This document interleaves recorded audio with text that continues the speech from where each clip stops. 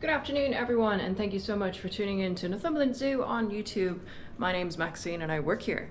Today's kind of video is going to be just like a development update on how our new kind of Curious Creatures area is coming on. The reason why we decided to call it Curious Creatures is because there's a lot of random animals put together that lives in here. Inverts, amphibians, reptiles, and then you've got like your nocturnal animals as well. So it was Critterland, that's what it used to be called, but now it's Curious Creatures. So it's been a little bit delayed. It's a big project. What I want to show you today is kind of where we're at right now. We've got some enclosures that are finished and ready for animals to move in, but because we're still working on other ones, we don't want to put any animals in here yet, because obviously there's still disturbance, there's still fumes, there's still paint going on, so it's kind of in this halfway house at the minute.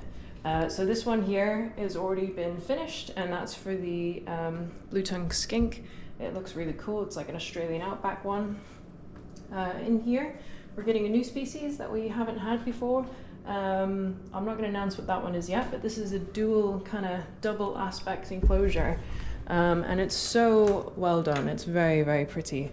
So one of the things that we wanted to do with these new enclosures is actually have a living ground. So you can see this is all live, real plants, actual moss growing. We've got a pond in here. That's a fake mock rock tree with all of our new learned mock rock skills done by the keepers. It looks great.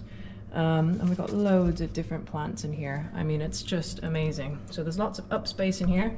So if anyone wants to have a little bit of a guess of what might be living in this enclosure, then do let me know in the comments. I would love to see what people guess. It's not an orangutan. This is the other side of this. So, I mean, just look at it. There's loads of cork bark there. That's what they make cork out of. So those are really good for different animals, very clean, and some great space in here. Really nice. So electrics wise, we have got UV lights, we've got grow lights for the plants, and this here is a misting system, so it'll all automatically get misted as well. So pretty fancy. And then we've got these massive windows that are also doors, and that creates like an almost like a gallery kind of, just a really nice kind of scene. It's almost like a picture frame. So this is the next one. That is pretty much done. It doesn't look obviously as exciting. So in here we're going to have an invertebrate species. It'll be a similar invertebrate species to what we've already got, so like our stick insects and other things that are in the hothouse that need a home. So we'll be able to put like a pot or something in here, and that'll have the fresh browse in that they obviously feed on.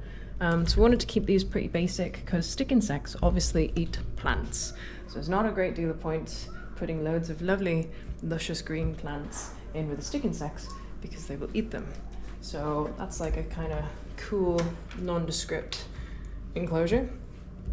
This one here, this one's quite fancy, and I guess it's going to probably be one of the most fanciest enclosures of its type. Again, we've got the living ground, more cork bark there, lots of places to climb on, some nice little holes and things there, lots of plants, and this is going to be for our Madagascan hissing cockroaches, believe it or not, and it's an epic setup for them.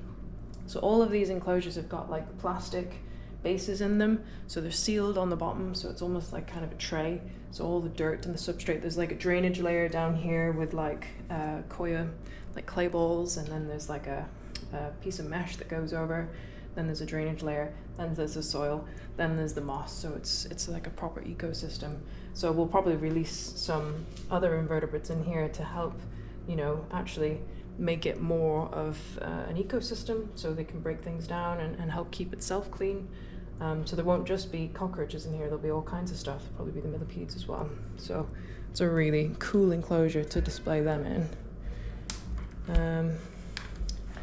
Then we've got another one here. Again, this one will be for stick insects too. So more of the cork bark, living ground.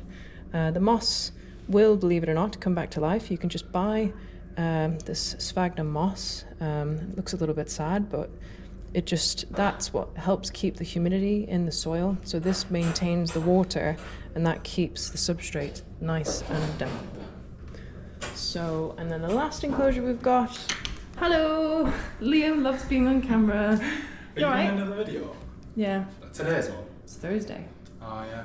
Yeah. Do you want to say anything to the camera, Liam? Not particularly, no. What are you up to? Just looking for Ross because we're building a hide for bug. So this is our last kind of invert enclosure in here. This one looks really cool.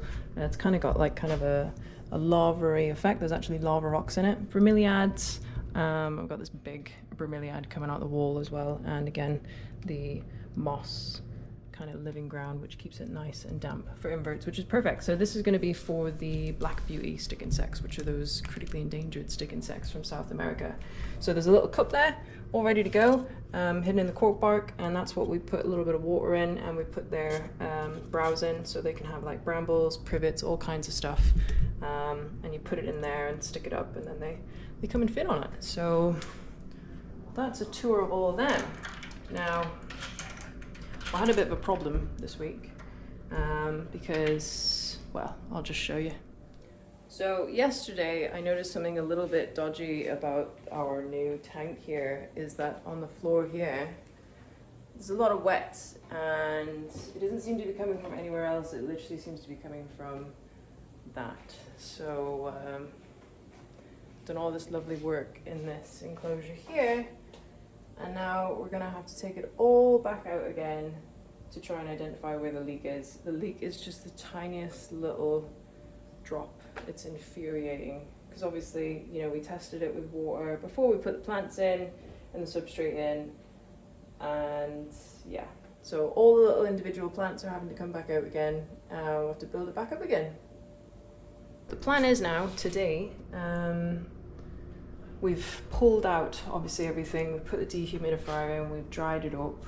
It's so frustrating because it looks so pretty. But we're gonna silicone it again, and then seal it with the pond sealer again, and hopefully that will solve the problem. These things happen, you know, it's so easily done. The reason, you know, the way that we built this enclosure is not ideal because it's not completely sealed. It's not like a glass tank, but you can't have a door in a glass tank. So we put a plastic floor in and sealed it around the edges and tried to make it a container, just like these ones. So these are all the same. They're all like the plastic bases sealed around the edges. So, I mean, water can just get through anything, can't it? So once we got this resealed, we'll get it all planted up, and I've got all the signs on the go. I've been working on them as and when I can. We'll get all the new signage put up, and the idea is that when this is open, we're going to make it a one-way route. So you'll come in here, go all the way around here. These guys have moved in and they're settling in. I'll do a video on them maybe next week. See if you can guess what they are. It's not difficult. We're getting all the electrics tested and getting plants put in, these ones at the minute, so they're pretty much ready to go.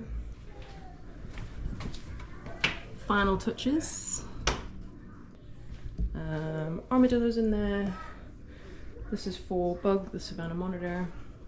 We'll have a couple of tarantulas here, and then we're going to open up this door, which has never been opened before, and that leads out onto the sugar gliders, the mouse lemurs, and the red-eyed tree frogs. And if you guys haven't seen the red-eyed tree frogs, I've got some super cool video to show you.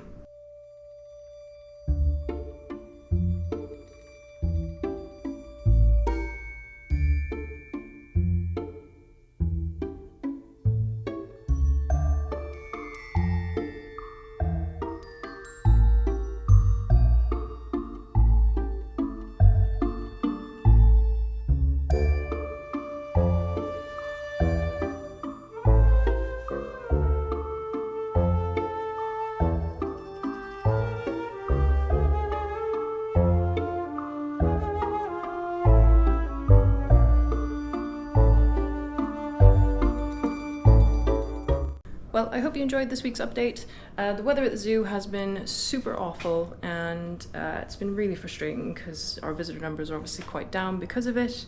But there's not a lot we can do about the weather, but thank you so much to everyone who has visited so far. You can still continue to support the zoo by buying adoption packs and things like that, because we are non-profit and everything we do comes from you. So you guys are always helping us, and obviously you can also help us by liking this video and subscribing to our channel as well, because that helps us generate income too. But yeah, I'll have updates soon of when we're going to be opening our new Curious Creatures. Hopefully it'll be in the next couple of weeks. And next week we will look at some of our new arrivals that are amazing and I'm super excited about. Right guys, have a great week and I shall see you next week.